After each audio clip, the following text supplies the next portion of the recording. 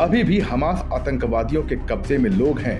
हम 200 से अधिक इजरायली बंधकों, जिनमें कई विदेशी नागरिक भी शामिल हैं, की रिहाई के लिए भारत की ओर से किसी भी मदद का स्वागत करेंगे।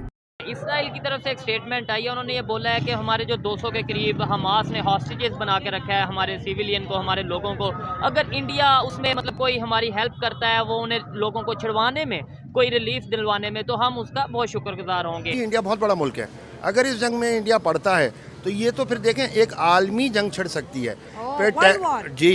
टेक्निकली पाकिस्तान ये बर्दाश्त नहीं करेगा कि ये जो कि हम फलस्तीन में, मतलब आप कह रहे हैं कि अगर इंडिया इस जंग में जाता है तो फिर पाकिस्तान भी इन्वॉल्व हो जाएगा? डेफिनेटली होगा।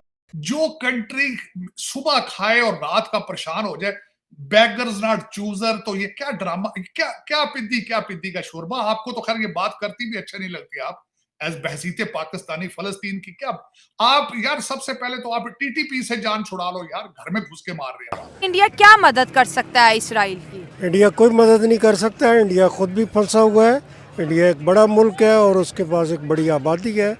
इंडिया का ये सारा भरम जो है, अब देखें ना, इंडिया के सर पे बैठा हुआ है चाइना, रशिया, पाकिस्तान, यानी मुसलमान मुल्कों की एक पूरी चेन है। अगर इंडिया, तो सवाल ही नहीं पैदा होता कि वो जाके इसराइल की जंग में कूदे। हमास से युद्ध के बीच इजराइल भारत से बड़ी मदद की उम्मीद लगाए हुए है। जी हाँ, उसने कहा है कि अगर भारत इजरायली बंधकों को छुड़ाने में किसी तरह की मदद देगा तो वो उसका स्वागत करेंगे। आज बिलावल भुट्टो जरदारी ने भी वो अपना जो एक फलस्तीनी वो जो पता नहीं स्कार्फ जो है वो पहना हुआ था, आई थिंक उनकी सिस्टर भी बैठी हुई थी साथ, उन्होंने भी पहना हुआ था।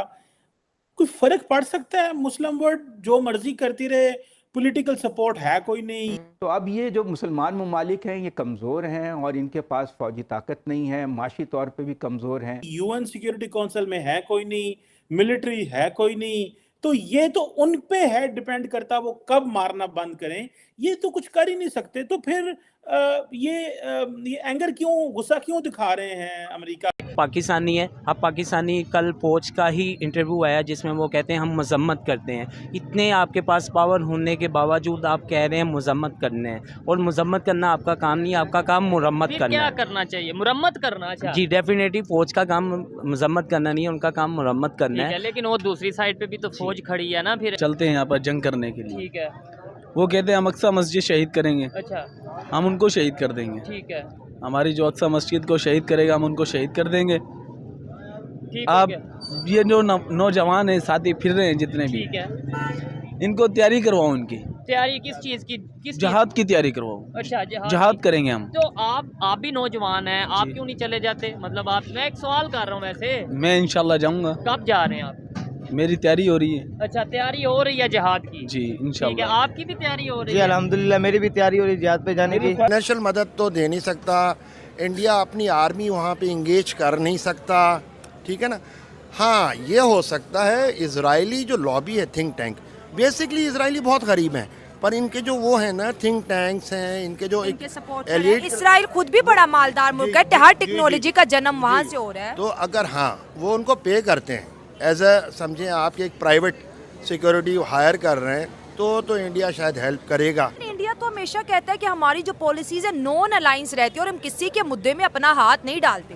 देखिए, इंडिया कहता है, ये वो कह रहा है, पर वो कहते हैं action speak louder than words. अच्छा, ठीक है ना। इंडियन कहीं कश्मीर के ह्यूमन राइट्स आप देख लें, इंडिया क्या क्या, कश्मीर में तो आर्टिकल हटा दिया, कश्मीर में तो आप कहते हैं ना कि एक नए जमाने का आगाज हो गया। अमेरिका और वेस्टर्न कंट्रीज जिस दिन इसराइल को सपोर्ट करना बंद कर देंगे, मैं कसम उठा के कहता हूँ कि उससे एक हफ्ते के अंदर अंदर इसराइल का वजूद पूरी दुनिया से ख़त्म हो जाएगा। अच्छा, ये जो इसराइल का वजूद है इस वक्त बिलखुसूस, अली बाबा हो गया, एप्पल हो गया, दुनिया में कोई भी टेक्नोलॉजी का अगर जन्म होता है तो वो इसराइल से ही होता है। पूरी दुनिया उनसे टेक्नोलॉजी लेने जाती है, तो कैसे इतने वीक हो सकते?